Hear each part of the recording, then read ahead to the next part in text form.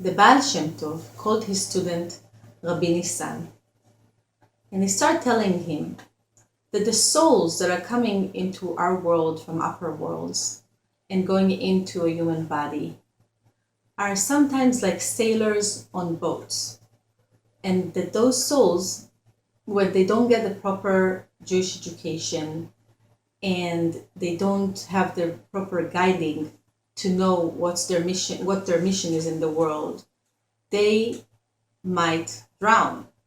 Now, there are other souls, very special souls in the world, that their job is to go through troubled water, through raging, gushing water, and save those people from drowning. With that, the Baal Shem Tov said, I have a special mission for you. He went to the other room and came back with an envelope. He gave the envelope to Rabbi Nissan, and he said, when you go back to your home, to Worky, you will open this envelope only on the second day of the arrival of the Prince Benedict Rezivil, that is going to come there for his hunting event in the winter. Rabbi Nissan went back to his home and he stayed there, and it wasn't too long. The winter came and the Prince Benedict Rezivil came to the city. Now, the prince didn't come alone. The prince came with his best friend, Pierre Louis. When Pierre Louis grew up, he was actually a special boy that grew up in France. And when he was born to a family that was Jewish. His mom wanted to give him a Jewish education, but his father didn't want it at all. He wanted his son to get the best schools and to go into the high society of France. And with that, he changed his clothes completely. He sent him to a very expensive place where he actually met the prince from Moscow. Now, the boy that grew up, from a child to a boy and to a man, with this completely different life from all of the Jews that lived around him, didn't even know that he was Jewish. And of course, he became a good friend, as we said, with the prince. The prince loved him so much that he asked him to come back with him to Moscow and just live with him. He got him married to one of his relatives, and he helped him to take care of all of his properties. Now, when Pierre was around 55, his wife passed away, and from that moment, he had all the time in the world to just celebrate with the prince and to go wherever they wanted, to just have very easy life with lots of parties and fun. When he came with him to the mountains, he, again, didn't know anything about his hidden past. When the prince and Pierre went to their hunting parades and to the forest to have their, events, they came back after a few hours happy. And what happened was that on the way into their special hotel, the prince fell, and as he fell, the pistol that he had shot by mistake a part of his body. And in a few minutes, he fell to the ground completely and he lost his consciousness.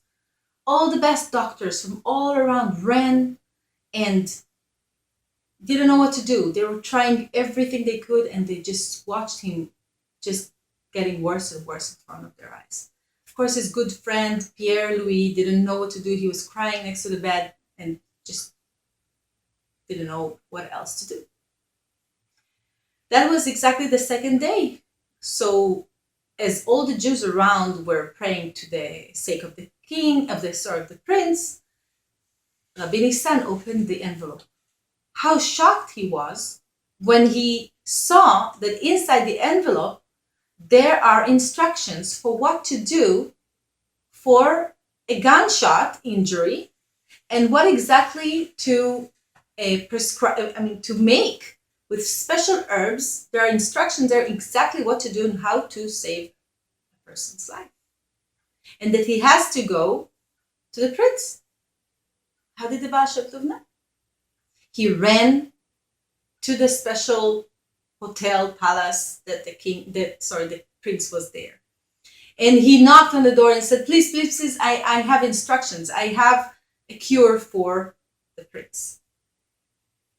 Pierre Louis was actually the one that saw him and said, looked at his beard, his Jewish clothes, and he just said, get out of here. Then one of the big doctors that were in the room heard that conversation and came to Pierre Louis and said, let him try. We don't have much to do for him anyway. He's done. Prince, we have nothing to lose. So Pierre Louis said, okay. Rabbi Nissan went inside. He started putting the special lotion from herbs that the Baal Shem Tov told him how to make. And he started to give some drops of a special medicine into his mouth, the prince's mouth. And everyone around looks at him and don't understand even what he's doing. After less than an hour, the high fever that the prince had started to go down. The doctor starts to look around between them and thinking, oh, wow. But Rabbi Nissan was so cautious just to do what the Baal Shem Tov, his rabbi, told him. He continued. After a little bit longer time, the prince suddenly opened his eyes. And slowly, slowly, he became better and better until a full recovery. Everyone were in shock from this amazing miracle that happened. When the prince asked Rabbi Nissan, what can I do for you? How can I thank you? Rabbi Nissan said, you shouldn't thank me. I followed the instructions of my rabbi, the Baal Shem Tov. You can thank him.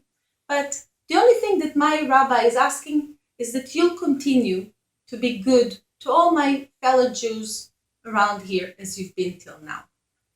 But then he turned to Pierre Louis and said, to you, I have something from my rabbi. Pierre Louis was a little bit shocked, but he still went with him. Rabbi Nissan took him to the other room and he said to him, I have to tell you something. You are actually a Jew and your name is not Pierre Louis. Your name is Pesach Tzvi. That's your Hebrew name. And he told him his story. Because the Baal Shem Tov, he saw these things. He knew these things. He saw it in his spirit. And they said to him, the Baal Shem Tov said, you didn't know that you were a Jew. Now you know. And he said, you went in a wrong way. For many years, you did a lot of not so good things. This is time for you to go back from your wrong ways and to come back to your true soul, to who you are, and celebrate yourself as a Jew. And with that, Rabbi Nissan left the room, said goodbye, and he left to his home. After a few days, he heard knocking on his door. When he opened the door, he saw Pierre Louis. And he said, Pierre Louis, wow, what a surprise. Pierre Louis said, don't call me Pierre Louis. My name is Pesach Tzvi. I must tell you that after you left, I had very hard days. My soul was so troubled. I was torn between my old days and how I used to be, and between what my soul felt, what I felt inside, this is who I am. And everything around me looked so foreign to me all of a sudden that I decided that I'm going to change my way. I told the prince, and I asked him what to do. And the prince, even though he was surprised and shocked, he said, you must go and listen to the Baal Shem Tov and what he said. He is a true tzaddik, a true righteous man. And here I am, and coming back home. Bye-bye.